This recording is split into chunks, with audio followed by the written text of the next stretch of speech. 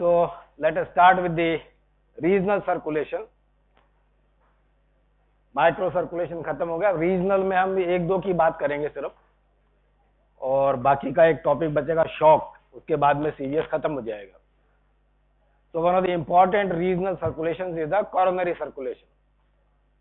Circulation through the heart. क्या खास बात है इसकी, क्यों पढ़ना जरूरी है coronary circulation? The simple fact is that coronary artery disease is the most common leading cause of death worldwide. इसलिए इसके बारे में जानना जरूरी है, क्योंकि जो coronary artery disease के जो पेशेंट्स हैं, they may present with pain of different kinds. सबसे कॉमन है सब एक्सटर्नल पेन, सब एक्सटर्नल डिस्ट्रेस होती है. यहाँ पे अंदर जैसे दबाव महसूस हो रहा हो नीचे की तरफ. एंजाइना पेक्टोरिस हो सकती है, यहाँ पे पेन होगा. लेफ्ट आर्म के इंटीरियर मीडियल साइड में पेन होगा, रेडिएट करेगा. राइट साइड में भी हो सकता है, गले में भी हो सकता है, जॉ में भी हो सकता है, कहीं भी हो सकता है. Even elderly patient without any cause, यहाँ कोई कारण नहीं है, कहता मेरे जबड़े में दर्द हो रहा है, इमीडिएटली ईसीजी करवा लेना चाहिए उसका, because that may be one of the features of the coronary insufficiency. Coronary perfusion पूरा नहीं है, कोरोनरी इस्कीमिया हो रहा है, उसकी वजह से पेन क्रिएट हो रहा है, एंजाइना क्रिएट हो रही है. तो varied presentations are there of the coronary artery disease. So coronary circulation is very important. क्या फीचर्स हैं इसके मेन? ये छोटा सा है, हार्ट से निकलता है और वहीं खत्म हो जाता है, पूरी बॉडी में कहीं जाने की जरूरत नहीं. It's very short. Second thing, flow in the coronary vessels occurs mainly during diastole rather than systole. उसका कारण हम देखेंगे ऐसा क्यों है. एफिशिएंट एनास्टोमोसिस नहीं है इस सिस्टम के अंदर. लार्ज आर्टरीज में तो बिल्कुल भी नहीं है, बहुत छोटी लेवल पे जाके एनास्टोमोसिस होती है. They our life saving basically. Anastomosis at the smaller vessel is a life saving procedure. क्यों, अगर धीरे धीरे कोरोनरी आर्टरीज ब्लॉक होती हैं तो कोलेटरल सर्कुलेशन एफिशिएंटली डेवलप हो जाता है, डैमेज नहीं होता हार्ट का. अगर sudden blockage is there of the large artery, then it creates problem. Circulation is rich, it means the heart itself receives 5% of the total cardiac output. अच्छा खासा blood flow होता है. And regulation of this coronary flow is efficiently regulated by the local factors in the heart itself. So it is auto regulation basically. और we can say अरे बातें बंद कर दो, ये सब रिकॉर्ड होता है, मैं डांट रहा हूं वो भी रिकॉर्ड होगा, और ये एनएनसी में जाता है ये. So another feature is that because of the requirement this high capillary density in the myocardium, they have counted somehow 3000 पर square millimetre is the capillary density. In adult, they say 1 capillary per muscle fiber is there. So that is a very rich supply of the capillaries or blood to the myocardial tissue. During activity, there is a regional difference between the flow in different parts of the heart. हम heart को divide करते हैं epicardial surface, myocardium and endocardium. Flow के हिसाब से ये 3 levels हैं. Epicardial surface पे जो ब्लड वेसल्स हैं उनका अलग है, myocardial vessels are there and endocardial vessels are there. The maximum flow during diastole occurs in the myocardium itself, बीच वाले में जाता है. During systole the flow occurs mainly in the epicardial vessels, क्योंकि मायोकार्डियम कॉन्ट्रैक्ट कर रहा है तो कंप्रेस करता है ब्लड वेसल्स को वो, और उसमें ज्यादा फ्लो नहीं हो सकता. जबकि endocardial surface is the least supplied with the blood. ये सबसे ज्यादा प्रेशर वेंट्रिकल्स में तभी डेवलप होता है, और वेंट्रिकल प्रेशर जो है कंप्रेस करता है एंडोकार्डियल वेसल्स को. So minimum flow occurs into the endocardium. Endocardium is the most we can say susceptible zone for the ischemia. Endocardium, sub endocardial areas.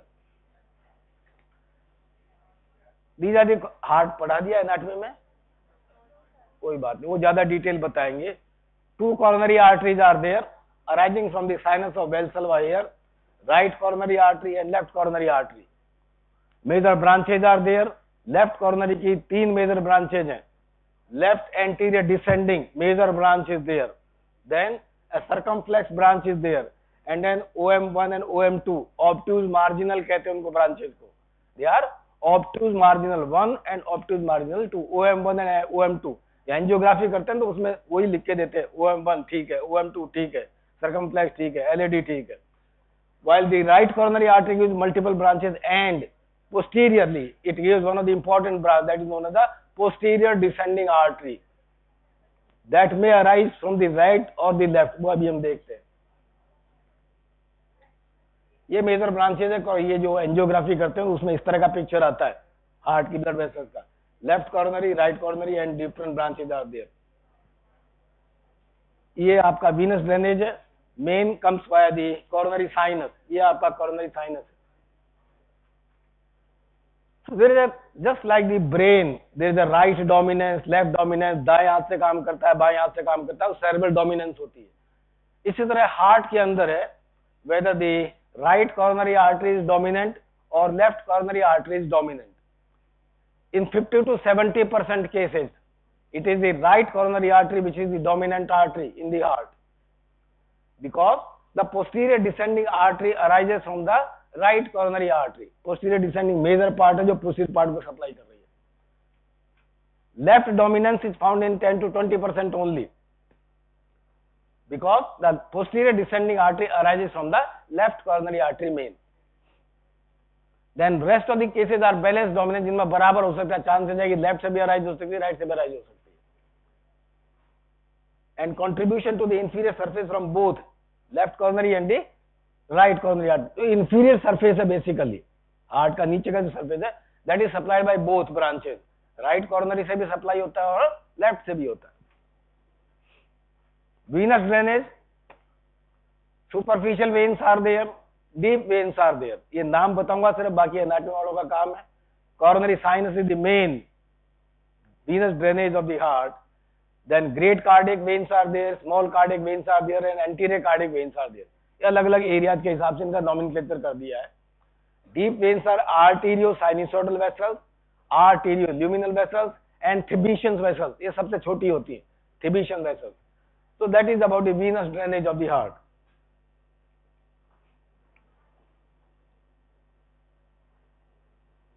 Coronary sinus की importance है, this is use for the electrophysiological studies, आजकल बहुत काम आते हैं, खासतौर से arrhythmia cases के अंदर की ओरिजिन कहां से हो रहा है ये एरिथमिया का, उसकी स्टडी करने के लिए काम आती है।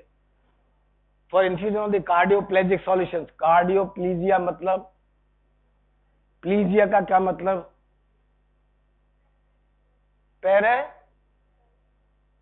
बोलो पैरालिसिस, बिल्कुल ठीक है, कार्डियोप्लीजिया, हार्ट को पैरालाइज कर दिया जाता है, बंद कर दिया जाता है इलेक्ट्रोफिजियोलॉजी में, और फिर उसको देखा जाता है, उसकी स्टडी करी जाती है। And it is also use to collect the blood samples for the measurement of the coronary blood flow,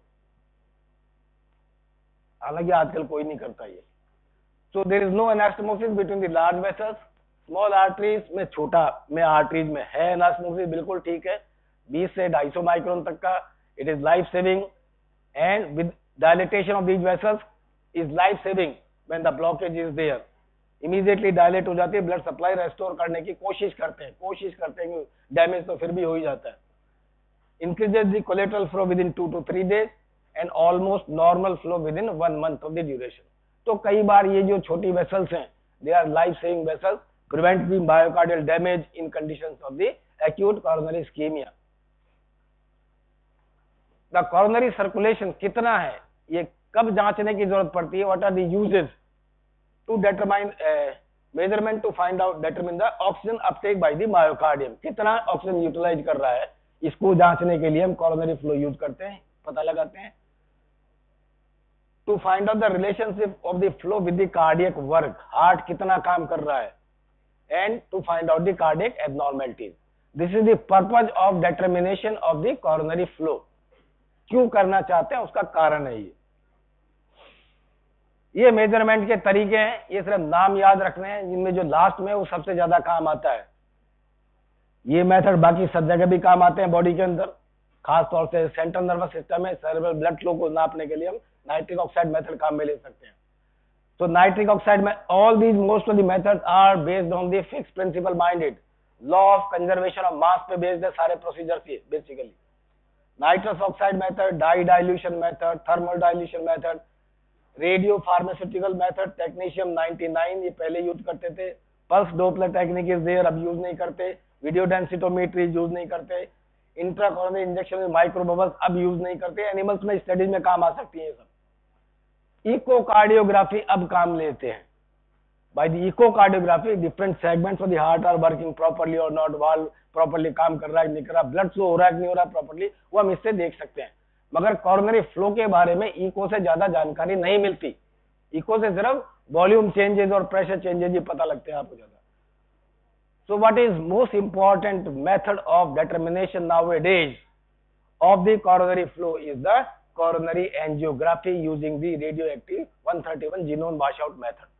This is the method by which we determine the coronary flow. उसमें सारा पता लग जाता है, एनाटॉमी भी आ जाती है उसके अंदर, ब्लॉकेड है नहीं है, किस एरिया में कितना फ्लो हो रहा है, all is depicted by the coronary angiography.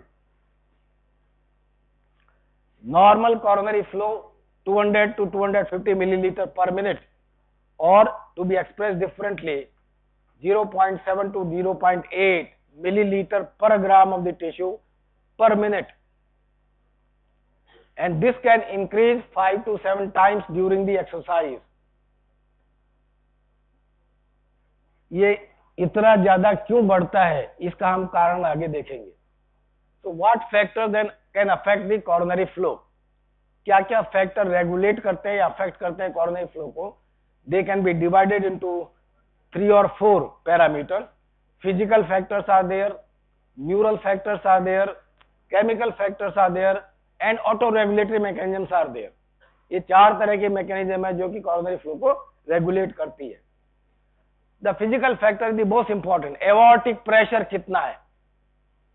Aortic pressure कितना है? Because both coronary arteries are arising from the root of the aorta. तो वहां प्रेशर कितना है वो डिटरमिन करेगा कि coronary perfusion pressure कितना है। So on an average we know that the mean aortic pressure is how much? Mean aortic pressure will be same as the mean arterial pressure, rather will be slightly higher, क्यों जो जो हम नीचे जाएंगे परिफेरी में थोड़ा प्रेशर डेसिपेट होता चला जाता है। 100 मिलीमीटर of the mercury, वही मान के चलते हैं हम, ठीक है। तो mean aortic pressure is 100 millimeter of mercury, and a pressure at the end of the coronary sinus in the right atrium is 0 millimeter of mercury. So the pressure gradient is 100 millimeters of the mercury, P1 minus P2. Okay. And mind it, as we have discussed earlier, any factor which increases the velocity of the flow at the root of the aorta will cause decrease in the coronary perfusion. अगर वहां flow velocity बढ़ती है, जैसे कि aortic stenosis है, तो left ventricle से जब ब्लड निकलेगा तो स्टेनोज्ड वाल्व से निकलेगा। स्टेनोज मतलब narrowed valvular orifice is there. तो यहां से वेलोसिटी बढ़ती है फ्लो की, नैरो होने की वजह से। जब वेलोसिटी बढ़ती है तो लेटरल प्रेशर घटता है, ये हम पढ़ चुके हैं। Any factor which increases the velocity will cause decrease in the lateral pressure, potential energy getting converted into kinetic energy of the flow. और लेटरल प्रेशर हमें जो है वो पोटेंशियल एनर्जी को एक्सप्रेस करता है। So any factor which increases the velocity of the flow in the initial segment of the aorta will cause decrease in the coronary perfusion. And we have seen, and it is seen clinically also, that patients of aortic stenosis are more prone to the coronary ischemia rather than the other persons. क्यों? उसमें आपका perfusion pressure घटता है. That is the physical factor. Then there are phasic changes in the coronary flow because of the pressure changes. During systole, there is contraction of the myocardium. Myocardium contract कर रहा है. So myocardial vessels are compressed. So there is very little flow during the systole of the heart in the myocardial vessels. As well, the endocardial vessels are also compressed because of rise in the intraventricular pressure. Intraventricular pressure बढ़ रहा है तो endocardial vessels भी compress होते हैं, तो उनमें भी फ्लो करीब करीब बंद हो जाता है, बट एपिकार्डियल वेसल्स में फ्लो चलता रहता है. So maximum flow of the blood into the coronary circulation occurs during the diastolic phase where the muscles are relaxing and there is decrease in the coronary vascular resistance and there is increase in the flow. In left coronary artery flow is 15 to 16% only during the systole, बाकी सारा flow जो है during diastole phase में ही होता है। This is the diagrammatic representation जो हम कभी कभी थ्योरी में भी पूछते हैं। डायग्रामेटिकली शो करिए कोरोनरी फ्लो का क्या पैटर्न है। ये एओर्टिक प्रेशर चेंजेस है, ये एज यू कैन सी। ये क्या फेज है? What is this phase? What is this phase? What is this phase? Relate it with the cardiac cycle. ये एओर्टिक प्रेशर चेंजेस हैं। What is this phase? Yellow, ये जो yellowish जो phase है क्या रिप्रेजेंट कर रहा है ये? और यहां पे फ्लो देखिए आप बिल्कुल नीचे आ गया, तो ये मैक्सिमम प्रेशर राइज हो रहा है वेंट्रिकल्स के अंदर कब? Which phase? अलग से दिखाया छोटा सा। आइसोवॉल्यूमेट्रिक कॉन्ट्रैक्शन फेज पहला फेज है। Severe increase in the intraventricular pressure with closed valve, aortic valve बंद हो गया, सेमिल्यूनर वाल्व भी बंद पड़े आपके, एट्रियोवेंट्रिकुलर वाल्व बंद है, एओर्टिक वाल्व बंद है, ventricles are contracting as a closed cavity, so severe increase in the intracardiac or ventricular pressures are there। ये प्रेशर बढ़ने, वॉल्यूम चेंज नहीं हो रहा, यहाँ पे प्रेशर करीब करीब कांस्टेंट है, मगर जब ये प्रेशर बढ़ता है तो वेसल्स पे इफेक्ट देखिए, there is a tremendous decrease in the coronary flow. तो मायोकार्डियम कॉन्ट्रैक्ट कर रहा है, तो कॉन्ट्रैक्ट कर रहा है तो वेसल्स कंप्रेस हो रही है, और कंप्रेस होने की वजह से ब्लड फ्लो नहीं हो रहा। So there is severe reduction in the flow during the isovolumetric contraction phase। फिर ये रैपिड इंजेक्शन फेज शुरू हुआ, एओर्टिक प्रेशर राइज होना शुरू हो गया आपका, ये डायस्टोलिक प्रेशर लेवल था 80 पे आ गया, और ये फिर सिस्टोलिक प्रेशर लेवल पे था। Rapid injection is there and during rapid injection there is increase in the flow, मगर इतना फ्लो इंक्रीज नहीं हुआ। Then flow fluctuate during the slow injection phase, और जब ये डायस्टोल शुरू होता है तब एक steep rise in the coronary flow is there. So maximum flow of blood in the coronary occurs during the diastole। Systole के दौरान बहुत कम है, आइसोवॉल्यूमेट्रिक कॉन्ट्रैक्शन दौरान करीब करीब बंद हो जाता है फ्लो, और मैक्सिमम फ्लो आता है डायस्टोल के दौरान। ठीक है, सो ultimate determinant is the coronary vascular resistance. Any factor increasing the coronary vascular resistance will decrease the coronary flow, any factor decreasing the coronary vascular resistance will increase the flow, proportionately बढ़ता चला जाएगा। Then there is effect of heart rate also on the flow of the blood in the coronary arteries।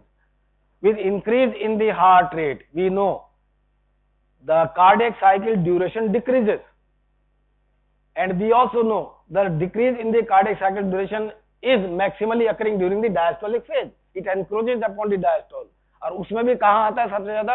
प्रोटोडायस्टोल के दौरान आता है, सबसे लंबा phase वही है डायस्टोल का। So there is a decrease in the diastolic period, so there is a decrease in the filling also, and that causes decrease in the coronary flow। तो हार्ट रेट बढ़ती है तो प्रोपोर्शनेटली कोरोनरी फ्लो उतना नहीं बढ़ पाता, except if the auto regulation is there that will able to maintain the coronary flow. So coronary perfusion is reduced if there is an excessive increase in the heart rate, say beyond 180 rate पर minute, 180 के ऊपर अगर जाता है तो coronary flow decrease होना शुरू हो जाएगा। न्यूरल फैक्टर्स सब जानते हैं, सिंपैथेटिक वाजोकंस्ट्रिक्शन करता है सारी बॉडी में ज्यादातर जगह पे, ठीक है, but this in the heart is causing vasodilatation. Sympathetic stimulation is causing vasodilatation, and this dilatation is mainly mediated by the local metabolic factors। On the other hand, parasympathetic stimulation will result into vasodilatation। Is it okay? Coronary arteries are not supplied by the parasympathetic nerve fibers, मगर अगर कुछ animals में जैसे होती है तो parasympathetic को stimulate करे तो वाजोडाइलेटेशन करेगी via EDRF. What is EDRF? What is EDRF? EDRF पढ़ाया हुआ है, आगे फुल फॉर्म बोलो इसका। देखो इसका दूसरा नाम है, हम उसको नाइट्रिक ऑक्साइड कहते हैं, ठीक है। क्यों पहले जब ये पता नहीं था ना कि ये नाइट्रिक ऑक्साइड है, तब ये नाम दिया गया था इसको। Endothelium derived relaxing factor, endothelium derived relaxing factor, nitric oxide. But there is very peculiarity about this, parasympathetic stimulation अगर हार्ट का करते हैं और अगर उसकी एंडोथेलियम हटा दी जाए, एनिमल्स में कर सकते हैं ऐसा कि कॉर्नरी वेसल्स की एंडोथेलियम को हटा दें आप, डिन्यूट कर दें, और फिर पैरासिम्पैथेटिक स्टिमुलेशन करें, तो वाजो कंस्ट्रिक्शन करेगी बजाय वाजो डायलेटेशन के। Acetylcholine will result into vasoconstriction instead of the vasodilatation. It means the parasympathetic induced vasodilatation is because of release of the EDRF और नाइट्रिक ऑक्साइड। क्यों अगर एंडोथेलियम आपने हटा दी तो ये फैक्टर सिक्रेट नहीं हो पाएगा और पैरासिम्पैथेटिक वाजो कंस्ट्रिक्शन करेंगे, ठीक है। So acetylcholine itself is causing vasodilatation. These are all vasoconstrictors. Adrenaline, noradrenaline, vasopressin, angiotensin II, PGH2, ergonomine, all are vasoconstrictors. Mind it. Adrenaline, noradrenaline, sympathetic, vasodilatation. अब ये confusion कैसे हो रहा है? Why this confusion?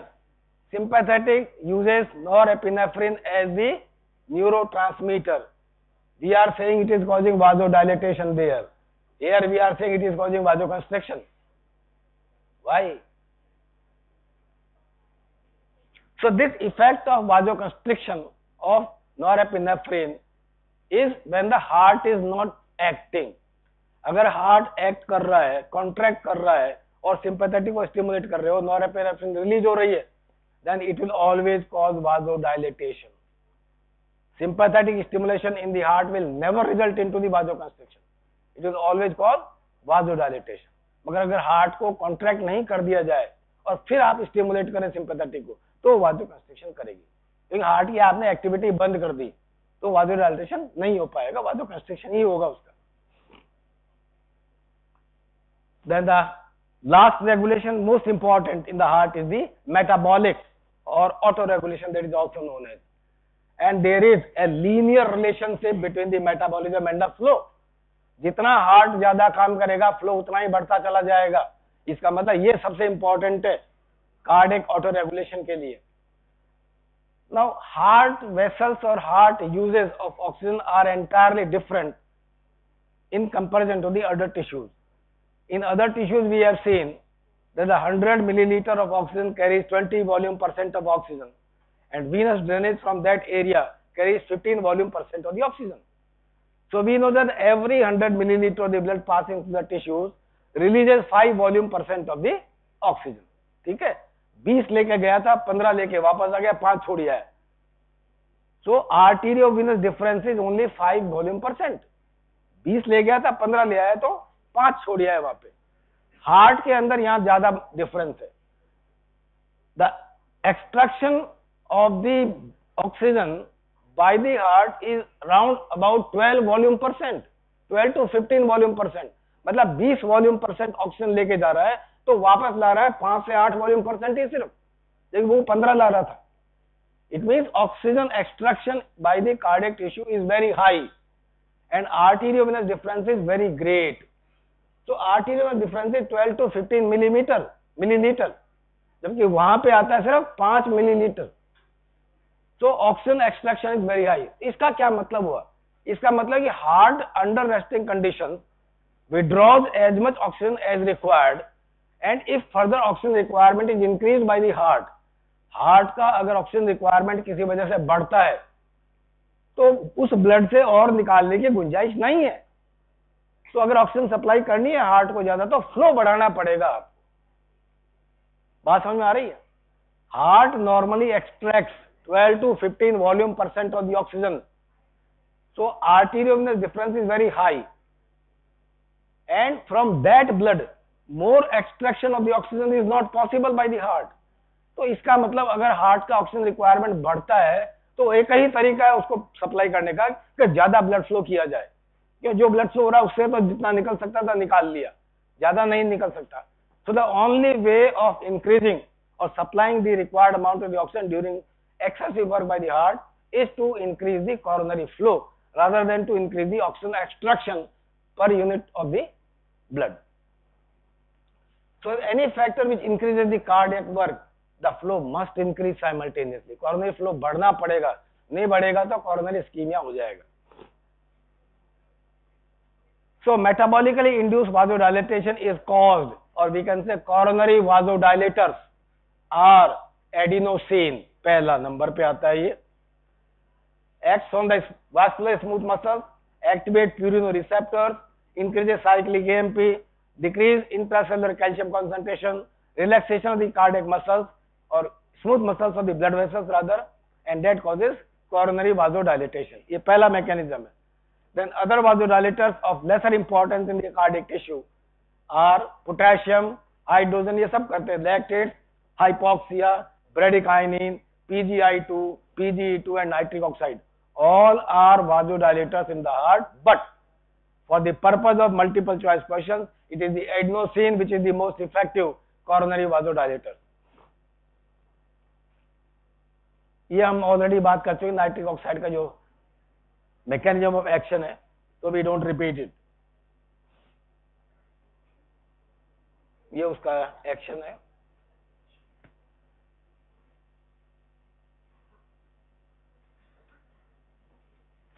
अब देखिए हार्ट की efficiency देखिए. Under basal condition heart uses 8 to 10 milliliter of oxygen per minute per 100 gram of the tissue. ये रेस्टिंग कंडीशन का यूज है. It increases during exercise and decreases during hypotension and hypothermia. This has got clinical importance.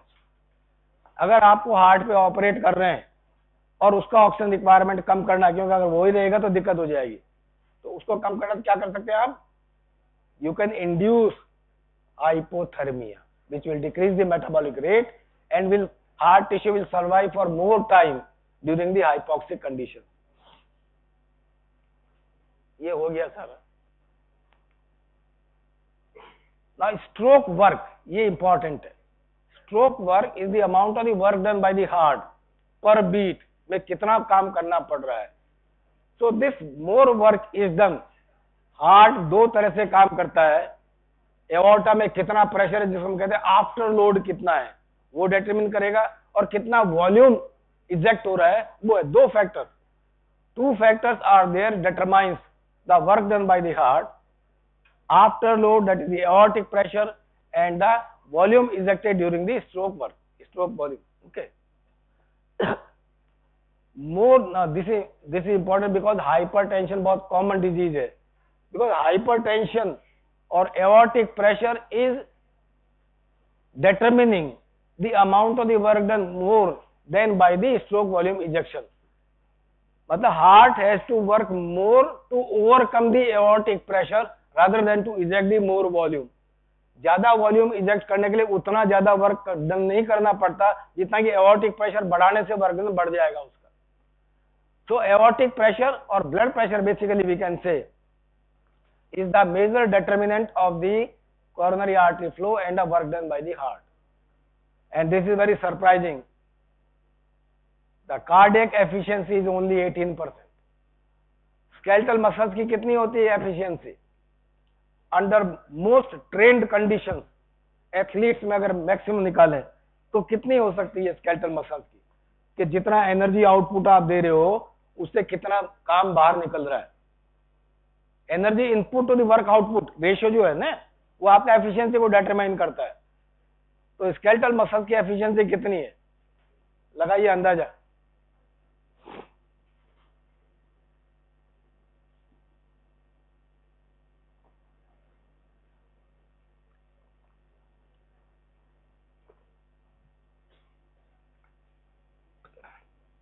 Under best of circumstances the skeletal muscle has got the efficiency of 28% only.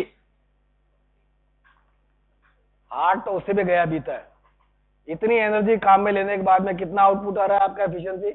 Only 18% is there. So most of the energy is not converted into work, it is converted into heat. So heart efficiency is very low. Substrate क्या चाहिए, ये भी MCQ में सवाल पूछते हैं basically. Heart को क्या चाहिए खाने के रूप में, substrate, utilization for the supply of energy in the heart. Out of the total oxygen consumption 30 to 40% is derived from the carbohydrate. तो ये मेजर इनपुट तो ये हो गया कार्बोहाइड्रेट का। Lactate and glucose are also utilised. 60% is derived from the esterified and non esterified fatty acid. ये major input हो गया एनर्जी का, फैटी एसिड्स का, जबकि टिश्यूज में ऐसा नहीं होता। And in diabetic patient even ketone bodies are used और can be used as the source of energy. तो ये मेजर सोर्स है एनर्जी के कार्डियक टिश्यू के लिए। ये हम ऑलरेडी बात कर चुके हैं। Angina pectoris, sharp acute substantial pain radiate to the base of the neck, shoulder, inner part of the arm due to coronary insufficiency produced by the release of substance P. This is the neurotransmitter at the periphery. Treatment is coronary vasodilators, rest, nitrates and etc. तो rest क्यों चाहिए इसके लिए? To reduce the work done by the heart. Body का requirement कम कर रहे हैं oxygen का, तो हार्ट को कम काम करना पड़ेगा, इसलिए रेस्ट जरूरी है। ये सब हो चुका आपका। Then come the second one, cutaneous circulation. थोड़ा सा खत्म करते हैं। स्किन का सर्कुलेशन है ये। It is the largest organ we know in the body, मगर उसके प्रोपोर्शन में इसका ब्लड फ्लो उतना ज्यादा नहीं है। In the skin two types of the flow are observe, nutritional flow and non nutritional flow. Nutritional flow is to supply the metabolic demand, कितना है उसके लिए आपको फ्लो चाहिए, वो न्यूट्रिशनल फ्लो कहलाता है। और नॉन न्यूट्रिशनल फ्लो है वो आपका टेम्परेचर रेगुलेशन में जो काम आता है, that is non nutritional flow. तो न्यूट्रिशनल फ्लो अगर है तो हम कैसा फ्लो करेगा? Arteries, arterioles, Meta arterioles, true capillaries, venues, veins and Veena केवा। ये सीधा रास्ता है बिल्कुल। Non nutritional flow it doesn't involve the capillaries at all. Capillary में जाने की जरूरत ही नहीं है, क्योंकि टिश्यूज को नहीं चाहिए वो ब्लड, वो सिर्फ टेम्परेचर रेगुलेशन के लिए चाहिए, तो सेल्स में जाने की जरूरत नहीं है। तो arterioles are there, preferential channels are there and then it reaches to the venules. So true capillaries are not involved in the non-nutritional type of the flow into the skin. Non-nutritional flow, nutritional flow is controlled by the sympathetic nervous system, vasomotor center, because under conditions of severe hypotension, there is a severe cutaneous vasoconstriction taking place. But the non-nutritional flow is under the control of the hypothalamus, because this is controlling the temperature of the body. This flow can increase 30% of the cardiac output. मगर flow का regulation अलग है. So when the patient is at thermal equilibrium, सवाल आ गया, what is thermal equilibrium?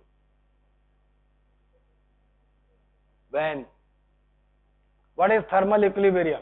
The patient is under thermal equilibrium. Any idea? Thermal equilibrium.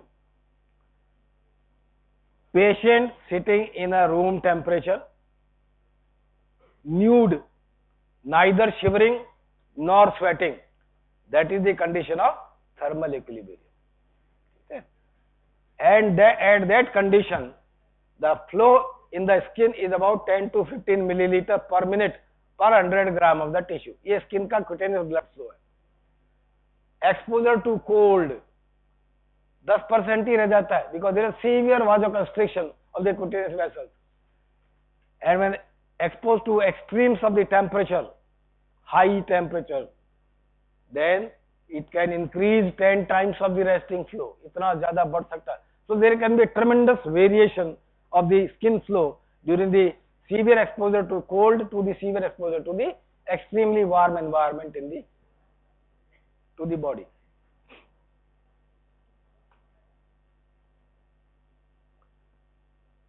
ये जो आपके fingers वगैरह है, लोब्यूल्स है, ये नीचे के फिंगर्स है, वहां पे आर्टियोवेनस एनास्टोमोसिस ज्यादा होती है. So due to AV anastomosis, blood flow increases more in the hands, feet, nose, ear, lobules and the other parts of the body. यहाँ पे ज्यादा वेरिएशन आता है एनवायरमेंटल टेम्परेचर चेंज की वजह से. So what are the regulating mechanisms of the cutaneous blood flow? Sympathetic vasoconstriction is there.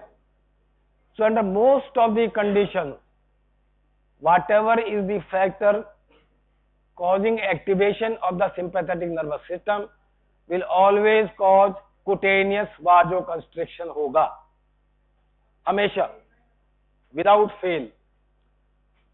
The cutaneous vasodilatation can be achieved by withdrawing the sympathetic tone.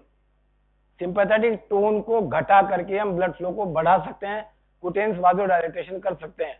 Active vasodilatation by sympathetic is not there in the skin itself, and other local vasodilators also help in increasing the cutaneous blood flow. Bradykinin, nitric oxide. Of course hypothalamic control is there. ये सब पढ़ा दिया क्या? Temperature regulation kidney के साथ पढ़ाया होगा ना. थर्मो रेगुलेशन पढ़ाया कि नहीं पढ़ाया? ये तो बता दिया होगा. या ये भी याद नहीं है कि पढ़ाया कि नहीं पढ़ाया? हाइपोथैलेमस का कौन सा सेंटर है जो स्वेटिंग करता है? किस जगह को स्टिमुलेट करें कि प्रोफ्यूज स्वेटिंग होने लग जाए? What is set point in the hypothalamus? What is thermostat in the hypothalamus? What is the role of anterior hypothalamic nuclei? What is the role of the posterior hypothalamus in temperature regulation? Set point क्या होता है? फिर क्या पढ़ा है? या क्या पढ़ा तुमने? पढ़ा है तो होगा. चलिए कोई बात नहीं, हम बात नहीं करेंगे. Then there is a cortical control of the cutaneous regulation. Skin का भी कॉर्टेक्स का भी रोल है, क्योंकि जब कोई शर्माता है तो यहाँ ललाई आ जाती है, ब्लशिंग हो जाती है. ये कॉर्टेक्स से हाइपोथैलेमस से कंट्रोल हो रहा है. तो ब्लशिंग एंड फियर, चेहरा बिल्कुल सफेद पड़ जाता है, वासोकंस्ट्रिक्शन हो गया है इनके अंदर. So these controls are manifested by the cerebral cortex and the limbic system basically. अब ये सवाल हम पूछते हैं बहुत कॉमनली, वाइवा में भी और थ्योरी में शॉर्ट नोट के रूप में भी. ट्रिपल रेस्पॉन्स क्या होती है? ये मैंने बता चुका हूं शायद. ट्रिपल रेस्पॉन्स बताया था ना? नहीं बताया? बताया था, मुझे ऐसा याद आ रहा है, पिछले बैच को बताया होगा. So triple response occurs in certain sensitive individuals when we scratch over the surface of the skin. जब यहां स्क्रैच करते हैं, जैसे आप पेंसिल घुमाएं थोड़ा सा शार्प, तो इमीडिएटली वो एरिया सफेद पड़ जाता है, एक सफेद लाइन बन जाती है. That is known as white line. That is because of the compression of the capillaries at that particular area. जहां आप दबाव डाल रहे हैं वहां की ब्लड वेसल्स कंप्रेस होती हैं, तो फ्लो रुकता है थोड़ी देर के लिए और व्हाइट लाइन आ जाती है. So that is because of the compression of the vessels. White line is there. But after white line, three type of the reactions are seen.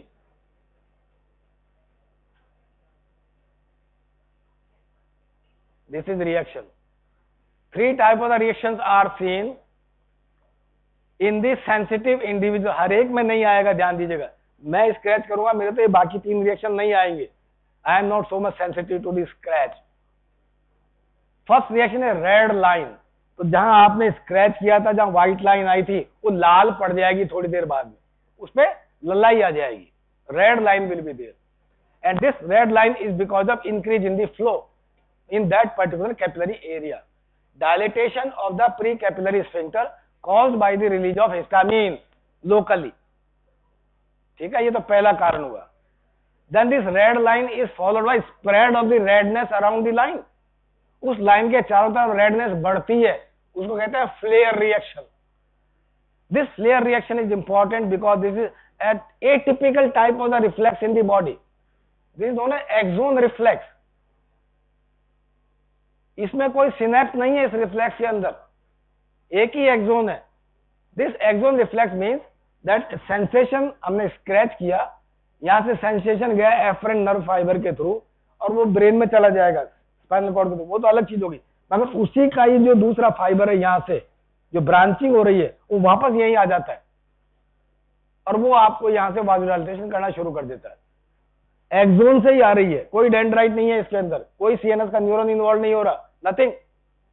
It is a reflex locally active. यहां से ही arise और यहीं पे ये वो वाजो dilatation कर रही है.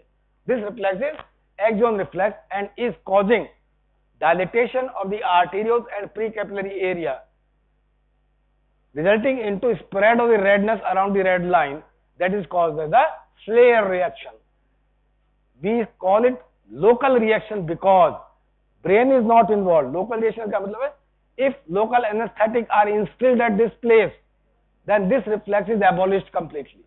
इसका मतलब ये local ही है reaction, CNS का कोई रोल नहीं है इसके अंदर.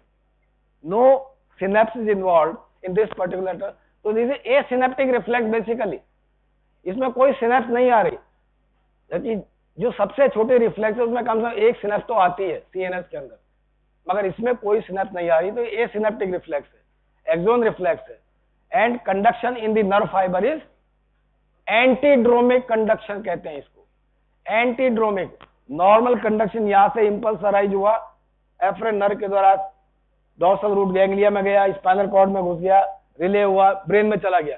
This is normal conduction, is known as the orthodromic conduction कहते हैं उसे. Normal conduction is orthodromic conduction.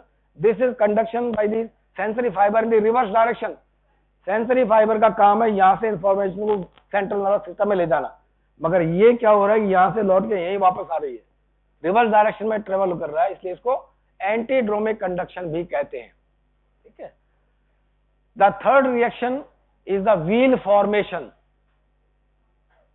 Sensitive individuals में ही है. लोकली जहां पे रेड लाइन बनी थी, रेडनेस स्प्रेड हुई थी, वो एरिया थोड़ा सा सूजन आने शुरू हो जाती है, सूजना शुरू हो जाता है, वहां इडिमा क्रिएट हो जाता है. There is a raising of the surface at the site of the scratch and that is because of increase in the capillary permeability. ये तीसरा मैकेनिज्म आ गया. Increase the capillary permeability because of release of the histamine and histamine like substances. So that is the wheel reaction. This is triple response, example of the asynaptic reflex, antidromic conduction in the body. And reactive hyperemia we have already seen. ये हम देख चुके हैं reactive hyperemia और active hyperemia क्या होता है, पिछली क्लास में पढ़ाया था शायद मैं. ये आज का काम खत्म हुआ. अब शॉक बचा. ये सेरेब्रल सर्कुलेशन हम सीएनएस में पढ़ लेंगे, पल्मोनरी सर्कुलेशन लंग्स में पढ़ा दिया ना, रीनल